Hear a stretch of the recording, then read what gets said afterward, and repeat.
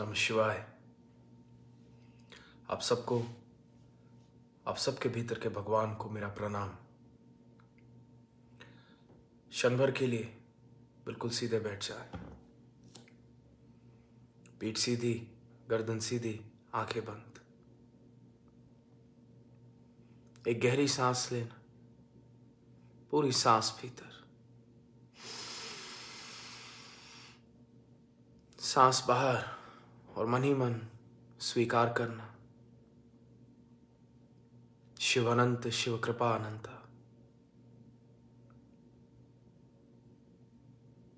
मेरे भगवान अनंत हैं, उनकी शक्ति अनंत है। एक और गहरी सांस भीतर, सांस बाहर और भाव,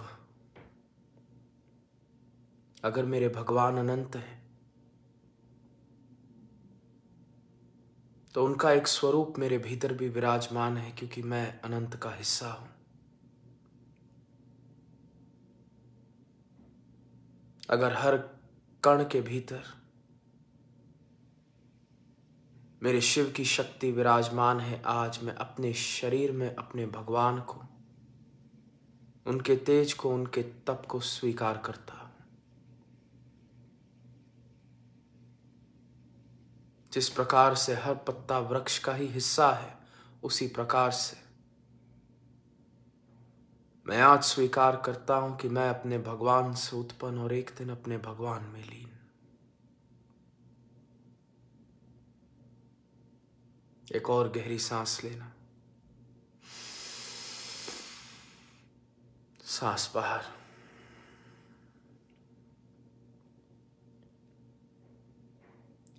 अगर तुम्हारे भगवान तुम्हारे भीतर विराजमान है, आज अपना ध्यान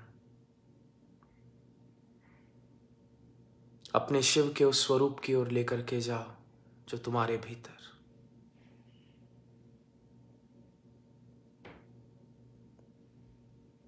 आज उस स्वरूप को स्वीकार करो, प्रणाम करो, उस स्वरूप का धन्यवाद करो और मन ही मन भाव, मेरे भीतर जो शिव स्थित है, आज मैं प्रार्थना करता हूं, जागृत भव, जागृत भव। मेरे भीतर जो शक्ति, ताकत, ऊर्जा विराजमान है, हे शिव शिवा, आज ये जागृत हो।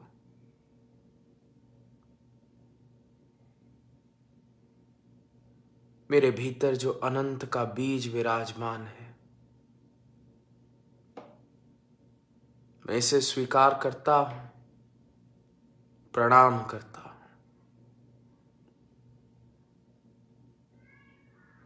एक और गहरी सांस भीतर,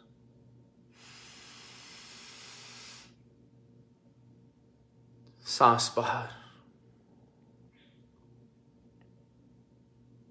और क्षण भर के लिए जो भीतर शिव तत्व विराजमान है, उसको देख के ऐसे मुस्कुराना जैसे एक बालक अपने पिता को देख मुस्कुराता है। अपने भीतर एक गहरी शांति उत्पन्न होने दो, एक शांति जो एक बालक के भीतर उत्पन्न होती है जब उसके पिता ने उसका हाथ थामा है।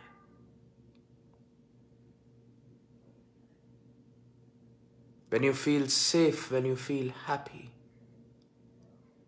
when you feel protected, try to remember this feeling and let it come on the surface as you sit, accept, appreciate, and be grateful for the God who lives within you. And as this thought awakens, जैसे जैसे ये भाव बढ़ता है, तुम्हारे भीतर की दिव्यता जागृत होगी। जिस प्रकार से सूर्य की किरणें बीज के भीतर का वृक्ष जागृत करती है, तुम्हारा भाव तुम्हारे भीतर स्थित शिव तत्व को जागृत करेगा। जैसे जैसे भाव बढ़ता है शिव तत्व बढ़ता है, जैसे जैसे शिव तत्व बढ़ता है तुम भाव बढ़ने दो। आखिरी सांस भीतर,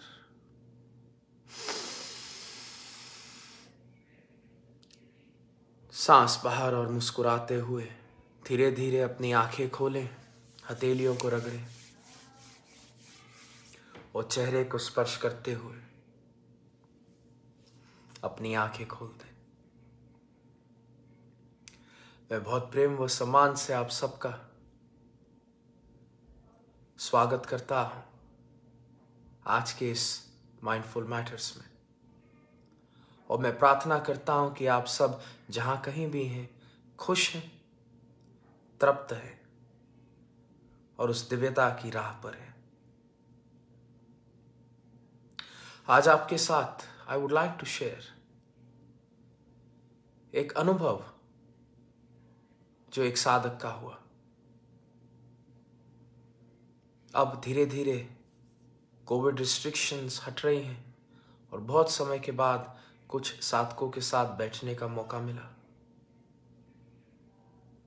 जब साधकों के साथ बैठा तो उसमें से एक परिवार बहुत खुश, और उस परिवार ने अपना अनुभव मुझे बताया और वही अनुभव मैं आपके साथ शेयर करना चाहूंगा। परिवार ने बोला कि पिछली गर्मियों में देयर वर फॉरेस्ट फायर्स।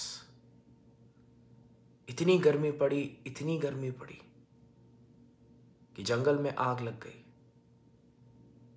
और जब आग लगी तो आग ऐसी फैली कि हजारों एकड़ जल के भस्म हो गया। और जो जंगल की आग होती है ना, वो बहुत तेज गति से फैलती है, इतनी तेज गति से फैलती है कि मौका नहीं मिलता। और वो जो परिवार था वो बेचारा उस जंगल की आग में अटक गया, और उस समय उनके पास करने को कुछ भी नहीं था। एक छोटा सा साधारण सा मनुष्य है और एक जंगल की आग है, इतनी विशाल, इतनी प्रचंड। उन्होंने कहा कि हमने बस उस स्थान पर बैठ के साधना करनी शुरू की, और फिर न जाने क्या हुआ, फायर फाइटर्स आए, वो स्थान से गए, या जो कुछ भी हुआ। जब आग खत्म हुई, आग आगे बढ़ गई, तो उन साधकों ने बताया जब हम अपने घर वापस लौटे, लेफ्ट साइड आग बढ़ के आगे चली गई, राइट साइड आग बढ़ के आगे चली गई, और उन्होंने कहा सिर्फ एक उनका घर था जिस पर आग पहुंची ही नहीं। जब वो ये बात मुझे बता रहे थे, उनकी आंखें हल्की सी भीग गई। वो समझाने की कोशिश कर रहे थे, उनकी छोटी बेटी बगल में बैठी।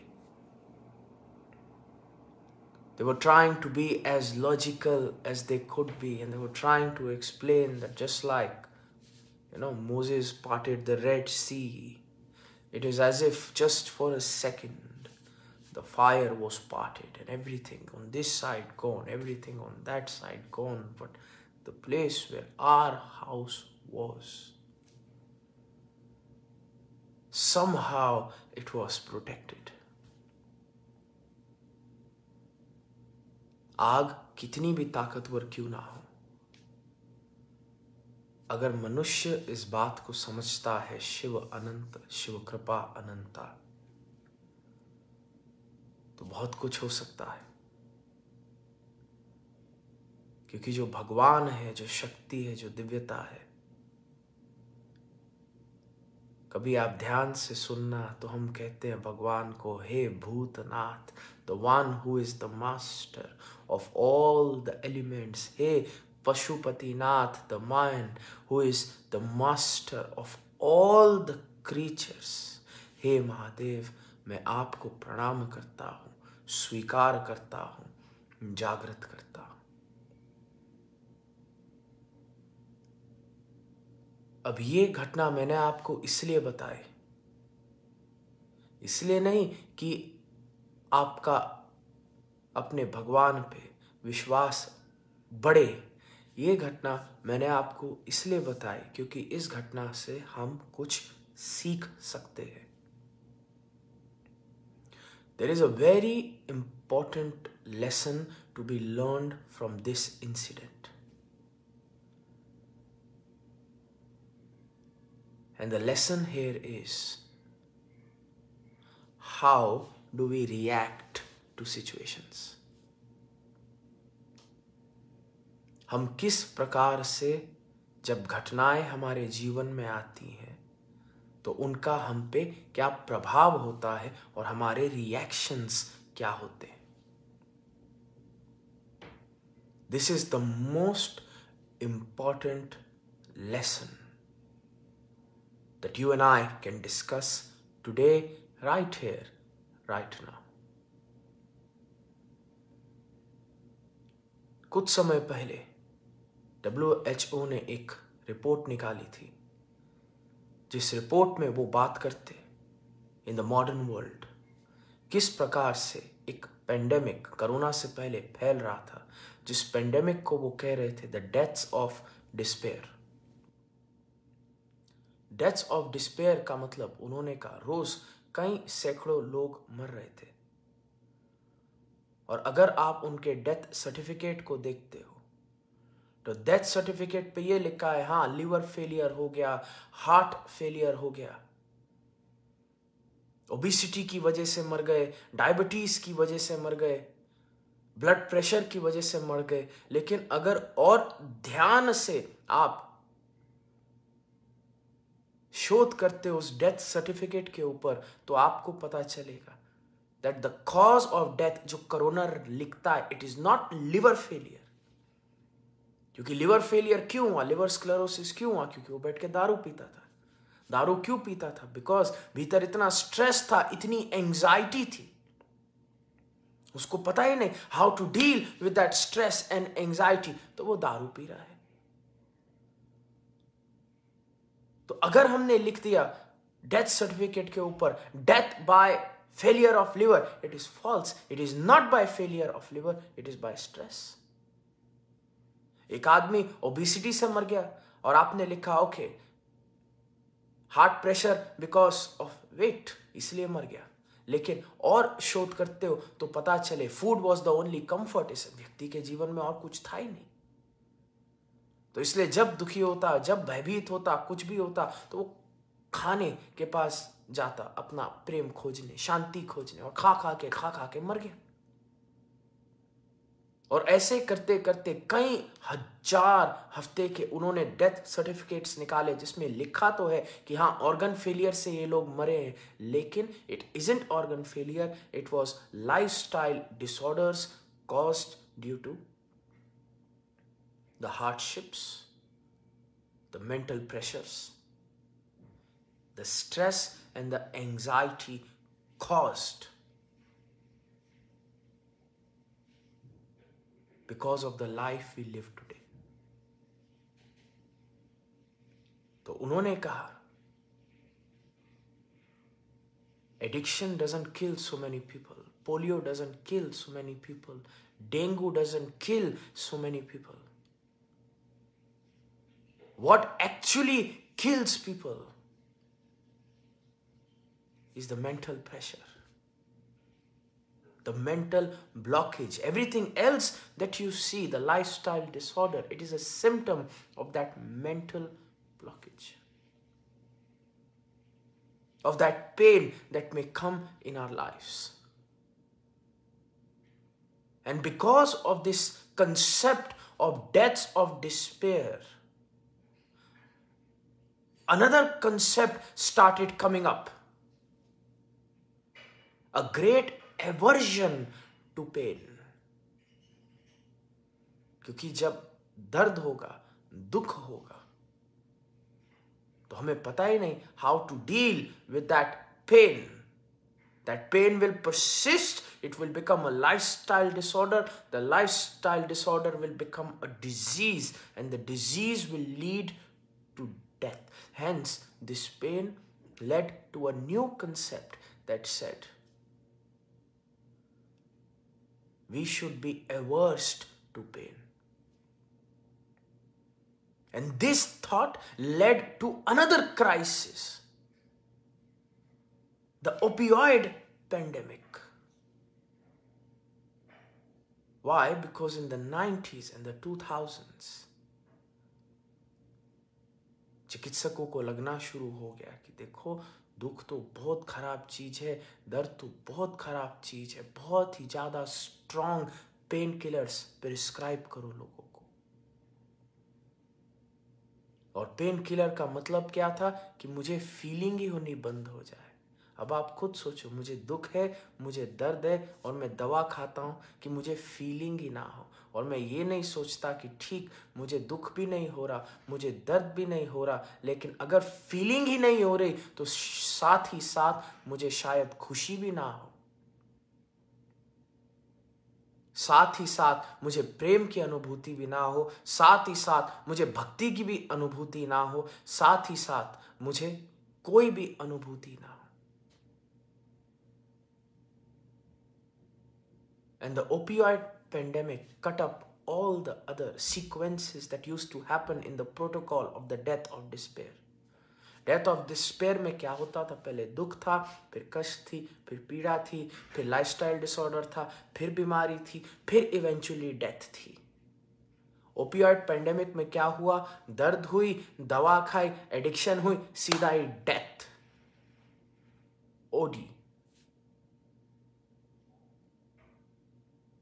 और यहां पे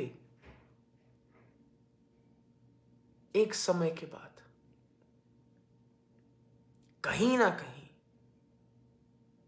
हमें स्वीकार करना होगा कि इस शरीर में जो हमारे भगवान ने डाला है, हमारे भले के लिए डाला है। कहीं ना कहीं हमें स्वीकार करना होगा कि हमारे जीवन में जो हमारे भगवान ने हमें दिया है, हमारे भले के लिए दिया है। शायद इसीलिए भारत में भक्ति योग पर इतना जोर दिया गया था। शायद किसी और देश, किसी और सभ्यता, किसी और कल्चर ने कभी भी भक्ति पे इतना शोध नहीं किया जितना भारत ने किया। और भक्ति का यही मतलब है कि उस अनंत से प्रेम करना सीखो, और अगर उस अनंत से प्रेम करोगे, तुम अपने आप से प्रेम करोगे, और अगर अपने आप से प्रेम करते हो तो तुम्हारा जो रिश्ता है दुख और दर्द के साथ, ये बदलना शुरू हो जाएगा। क्योंकि जहां 90s में दुनिया को सिखाया जा रहा था have an aversion to pain, 90s में मैं भी बड़ा हो रहा था और मेरे घर में हमेशा मुझे सिखाया गया तप।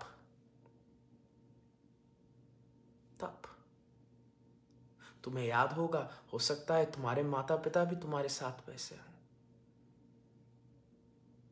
और तपस्या का मतलब क्या था? कि तुम्हें सिखाया जाता था कि ठीक है, it is pain, it is all right, it is your friend, live with it, learn from it, grow with it, let it change you, let it heal you. Do not be afraid of that pain or that misery, but understand that there is a lesson inside that incident कि ठीक है, अभी ये दुख है, ये कष्ट है। अगर तुम उस स्थान पर बैठे रहते हो, मुस्कुराते हो उस दुख को देख करके, तो तुम समझ लेना, necessity is the mother of invention. कहीं ना कहीं से तुम्हारे कण कण के भीतर एक विकास उत्पन्न होना शुरू हो जाएगा। Escapism is never the answer. Escapism का मतलब क्या है? हे भगवान, मेरे जीवन में ये दुख आ गया, मुझे इस दुख से बाहर निकालो। और साधना का क्या मतलब है? हे भगवान, मेरे जीवन में ये दुख आ गया, मैं इस दुख को अकेला नहीं झेलना चाहता, मैं इस दुख में भी आपका आवाहन करता हूं, आओ मुझे शक्ति दो, ताकि जो मुझे सीखना है, समझना है, मैं सीख सकूं और इस घटना से ऊपर उठ सकूं। मैं एक बार फिर बोलूंगा, एस्केपिज्म का क्या मतलब है, भगौड़े का क्या मतलब है? हे भगवान, ये मेरे सामने क्या आ गया, इसको हटाओ, इसको हटाओ, इसे खत्म करो। I am like a spoiled brat, I don't want this, I don't need this, get rid of it. और तुमने देखा होगा जितने भी लोग सुपरस्टिशन की ओर बढ़ते हैं वो हमेशा, even that superstition is very spoiled brat, कि अच्छा आपके जीवन में एक समस्या आ गई है, ठीक है, ये कर दो, ये चंदन कर दो, ये मिट्टी कर दो, ये तेल कर दो, ये टीका कर दो, ये पूजा कर दो, वो समस्या चली जाएगी। और शिव योग कभी भी सुपरस्टिशन को बढ़ावा नहीं देता, वो कहता है कि देखो, this is a lesson, learn, grow. बहुत समय की बात है, एक बार मैं बैठा था अपने गुरु के साथ, सामने एक व्यक्ति आया और वो व्यक्ति बाबा जी के सामने न जाने क्या अनाप शनाप बोल रहा है कि बाबा जी मेरी पत्नी से नहीं बनती क्योंकि मेरा शनि गलत घर में बैठा है, और मेरी पत्नी से इसलिए नहीं बनती क्योंकि मेरा शनि गलत घर में बैठा है, मेरा शनि गलत घर में बैठा है। बाबा जी मुस्कुराए और बोलते, तेरी पत्नी से इसलिए नहीं बनती क्योंकि तू शाम को अपने घर की जगह अपने पड़ोसी के घर में बैठा है, और अगर तुझे अपनी पड़ोसन इतनी अच्छी लगती है कि तू शाम को अपना घर छोड़ के उसके घर में बैठा है, तो तू शनि को तो कहना बंद कर कि वो गलत घर में बैठा है, वो बिल्कुल सही घर में है, लेकिन तू रात के 9 बजे पड़ोसन के घर में तो शायद इसलिए नहीं बनती। तू शनि का घर छोड़, तू अपने घर पे ध्यान दे, और ये चीज शायद समझ नहीं आएगी। A spoiled brat will always say, I want to escape the situation. भगवान इस सिचुएशन को हटाओ, मुझे यहां से निकालो। And Shiv Yogi will say, हे Shiv Shiva, you come in this situation. आप मेरे साथ, मेरे बगल में, मेरे भीतर। Let us face the music, let us grow, let us evolve. और तब का यही मतलब है, the confidence, the ability to persevere, to go through, to not shy away from hard work, to not shy away from the power and potential that the divinity can create in your life. अगर escapism होगा फिर समस्या है, क्योंकि फिर भागते ही रहेंगे कि हे भगवान मुझे इस स्थान से हटा दो, फिर हे भगवान मुझे इस रिश्ते से हटा दो, हे भगवान मुझे इस देश से हटा दो। एक बार की बात है, मैं मसाई मारा केनिया में था, और वहां पे एक ग्रेट माइग्रेशन होती, और मारा रिवर है, और मारा रिवर के भीतर क्रोकोडाइल ही क्रोकोडाइल है, और जो विल्डर बीस्ट है वो नदी के एक पार होते हैं। और जो मेरा गाइड था उसने मुझे कहा, Ishan, you are about to know that from where this saying comes, the grass is greener on the other side. नदी का एक तरफ था, मारा नदी थी, घास ही घास थी, दूसरी तरफ भी घास ही घास थी, लेकिन न जाने क्या हुआ कि जितने भी विल्डर बीस्ट थे उन्होंने दूसरी तरफ देखना शुरू कर दिया कि अरे वाह, वो देखो घास वहां पे कितनी अच्छी दिखती। और न जाने क्या हुआ, एक लहर मची और सारे के सारे विल्डर बीस्ट कूद के नदी पार दूसरी तरफ चले गए घास खाने। और जब कभी भी विल्डर बीस्ट नदी पार करते हैं तो मारा रिवर में जितने भी घड़ियाल हैं उनकी दावत होती है। और अगर तुम सोचो कोई तुक है ही नहीं कि नदी पार करो, घड़ियाल को भोजन दो, लेकिन न जाने क्यों एक विल्डर बीस्ट के भीतर एक सोच है कि यहां पे मैं हूं, maybe I am missing out something, there is a FOMO, fear of missing out, I must cross the river, there it will be better, there the grass is greener on the other side, and every time at great risk of life the wildebeest escape। और जिंदगी भर वो यही करते रहते हैं, पहले मारा रिवर के एक तरफ, फिर मारा रिवर के एक तरफ, तब तक जब तक घड़ियाल उनको खा नहीं जाता। और यही होगा एस्केपिज्म से, यही होगा एस्केपिज्म से, कि कभी एक जगह जाओगे, कभी फिर दूसरी जगह जाओगे, फिर तीसरी जगह जाओगे, कहीं ना कहीं तुम शिवयोगी हो, तुम्हें स्वीकार करना होगा कि आज इस स्थान पर मैं आवाहन करता हूं और स्थापना करता हूं अपने भगवान की। और देखो, कहीं ना कहीं तो तुम्हें स्थापना करनी होगी ना। मेरे गुरु ने हमेशा मुझे सिखाया कि Ishan, you can either invoke God in stone or you can invoke God in blood and bone. तुम या तो अपने भगवान का आवाहन करोगे एक पत्थर के भीतर, जिस पत्थर का निर्माण इंसान ने किया है, या तुम अपने भगवान को स्वीकार करोगे अपने भीतर।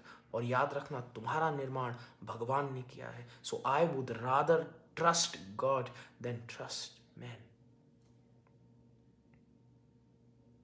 जो भगोड़ा है, he will always externalize the divinity. जो शिव योगी है, they will always internalize the divinity. And if you internalize the divinity, अगर तुम्हारे भगवान तुम्हारे भीतर है, फिर कोई चिंता ही नहीं। फिर ठीक है, पीड़ा आ गई, घटना आ गई, कुछ ऊपर नीचे हो गया, ठीक है, it is a lesson, we will learn, we will face and we shall persevere and we shall win.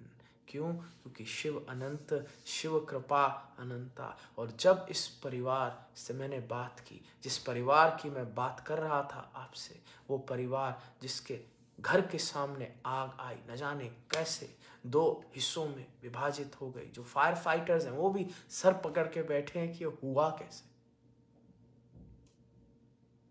उनके भीतर ये सोच थी नहीं कि हम भाग जाएं, या हे भगवान हमें यहाँ से निकाल दो, या हे भगवान लेट अस कंप्लेन, या हे भगवान क्या पड़ी थी तुम्हें आग लगाने की, या हे भगवान खुश तो आज बहुत होगे तुम। The energy was not wasted at all. It was very simple and focused. It wasn't that I pray to Shiva, get me out.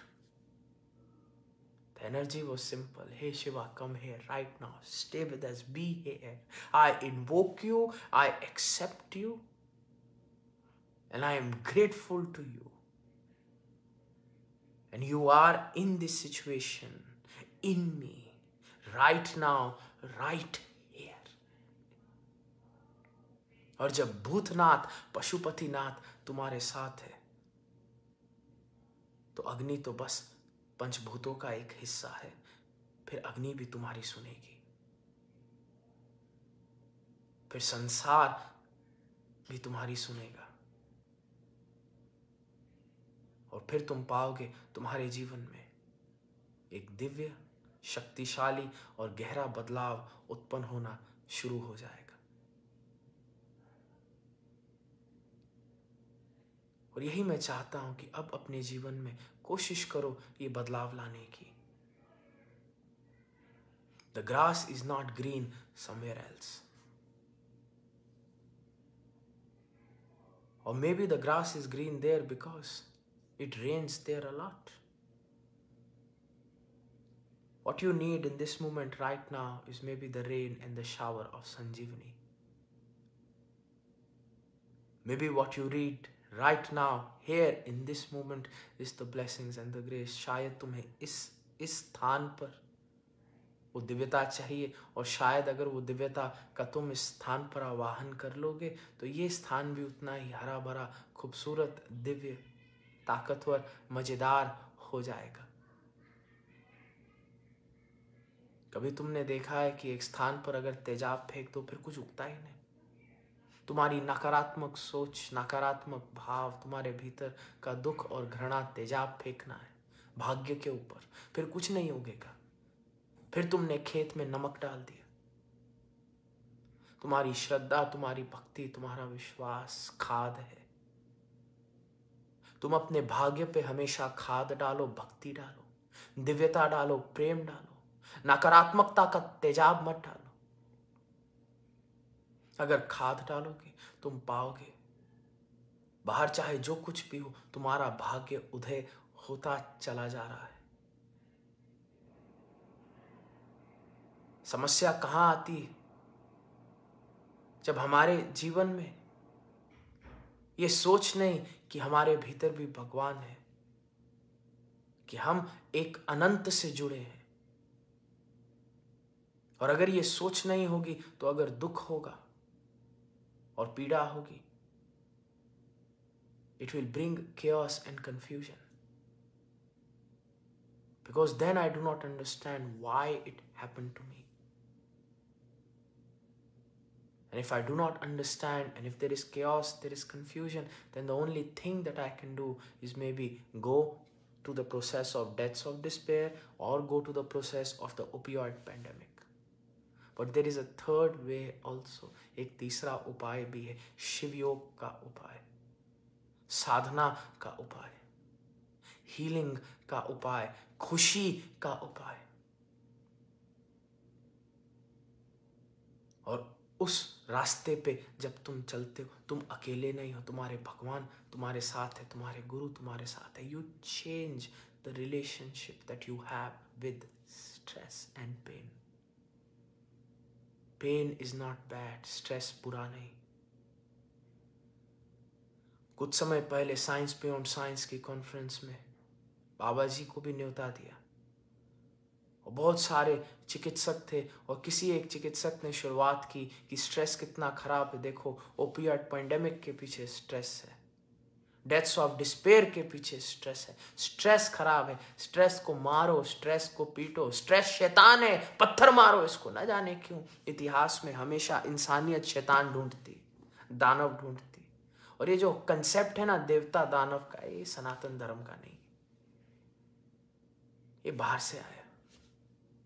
तुम अगर देखो हमारे यहाँ तो everything was very very flow, in a state of flow. It was an equilibrium. There wasn't a black and white. Never. Could not be. This is a very random, immature concept. Stress कोई शैतान बना दो, मारो पत्थर, था stress खराब है। फिर दूसरा चिकित्सक आया, उसने भी शैतान को पत्थर मारा, स्ट्रेस खराब है, स्ट्रेस खराब है, स्ट्रेस को मारो। फिर तीसरा चिकित्सक आया, उसने भी कहा स्ट्रेस खराब है, मारो पीटो इसे। और फिर बाबा जी की बारी आई, सबको लगा बाबा जी भी वही बोलेंगे। बाबा जी ने खड़े होते ही कहा कि स्ट्रेस खराब है ही नहीं। सब एकदम चौंक गए कि हैं बगावत। और बाबा जी ने समझाया स्ट्रेस नहीं खराब, हमारा स्ट्रेस के साथ रिश्ता सही या खराब है। उन्होंने कहा अगर तुम कहते हो स्ट्रेस खराब है तो स्ट्रेस क्या है? एक न्यूरोलॉजिकल रिस्पॉन्स है। फिर तुम उस न्यूरोलॉजिकल रिस्पॉन्स को स्विच ऑफ करने की कोशिश करोगे। और अगर तुमने उस न्यूरोलॉजिकल रिस्पॉन्स को स्विच ऑफ कर दिया, देन हाँ you get rid of the bad, but you also get rid of the good that can come out of it. इसलिए जो लोग, जो चिकित्सक दवाइयाँ देते हैं ताकि ये स्ट्रेस न्यूरोलॉजिकल रिस्पॉन्स खत्म हो जाए, उसका एक बहुत बड़ा साइड इफेक्ट है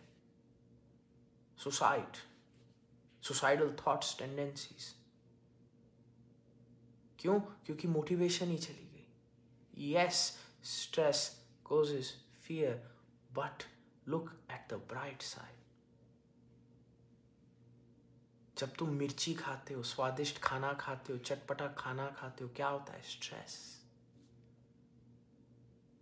जब तुम कभी किसी बहुत सुंदर महिला के साथ बैठते हो तो क्या होता है? स्ट्रेस। जब कुछ भी नया शुरुआत करने वाले होते हो, क्या होता है? स्ट्रेस। जब कभी भी कोई पिक्चर देखते हो और एक्साइट होते हो, क्या होता है? स्ट्रेस। स्ट्रेस का मतलब क्या है? हार्ट बीट नॉर्मल से डेविएट हो जाती है, एड्रीनलिन्स का फ्लो बढ़ जाता है, न्यूरल एक्टिविटी बदल जाती है। बट यहां पे जो तुम अनुभव कर रहे हो, it's a good stress, it's an excitement, it's a motivation, it's an inspiration. और जब तुम दुखी हो रहे हो, then it is the reverse, adverse effects of stress. और ऐसा क्या होता है कि एक घटना से कुछ लोग मोटिवेट हो जाते हैं, एक्साइट हो जाते हैं। एक बच्चा घर आया और वो बच्चे ने रिपोर्ट कार्ड दिखाया और रिपोर्ट कार्ड में लिखा है कि मैं फेल हो गया। तो एक माँ बाप है जो अपनी छाती पीटेंगे, बैड स्ट्रेस को अनुभव करेंगे कि हाय मेरा बच्चा फेल। फिर एक दूसरे से लड़ना शुरू हो जाएंगे कि पत्नी इसमें तो तेरी जीन्स है क्योंकि तेरा भाई मूर्ख है। और उसने कहा अच्छा इसमें तेरी जीन है क्योंकि तेरी माँ मूर्ख है। और वो लड़ेंगे लड़ेंगे लड़ेंगे, बैड स्ट्रेस।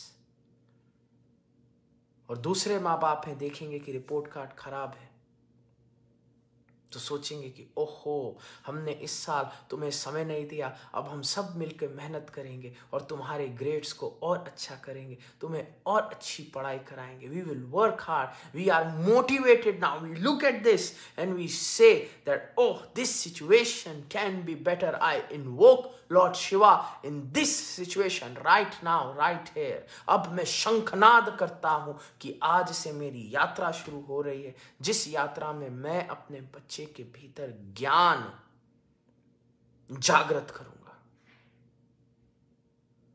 वही 2 रिपोर्ट कार्ड है, सेम टू सेम, वही घटनाएं हैं but reactions. So we don't need to change the stress, we don't need to switch it off, but we need to change the relation that we have.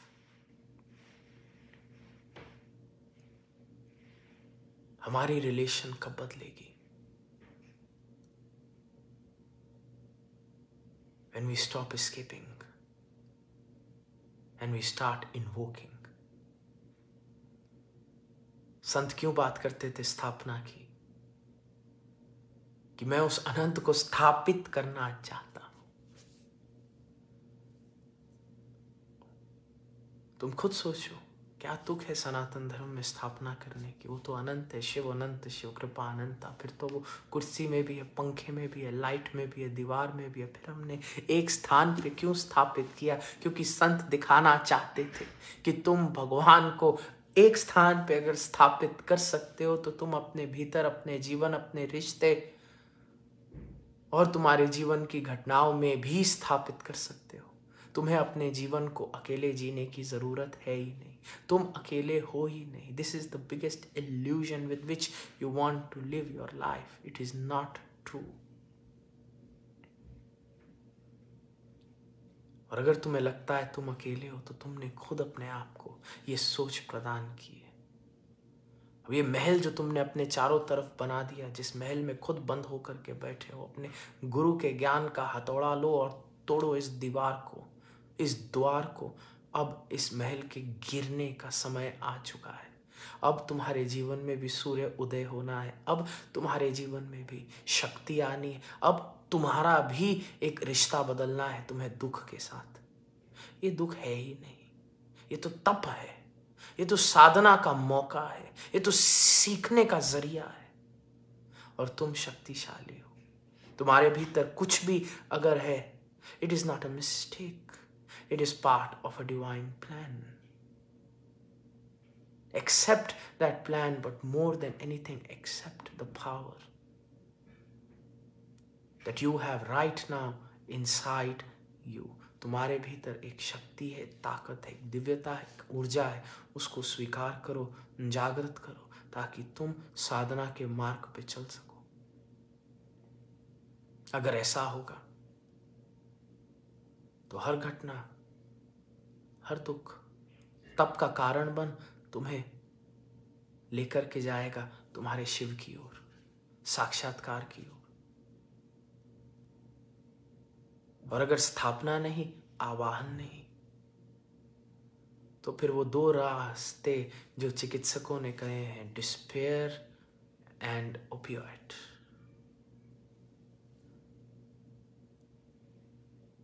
We deserve more, you deserve more.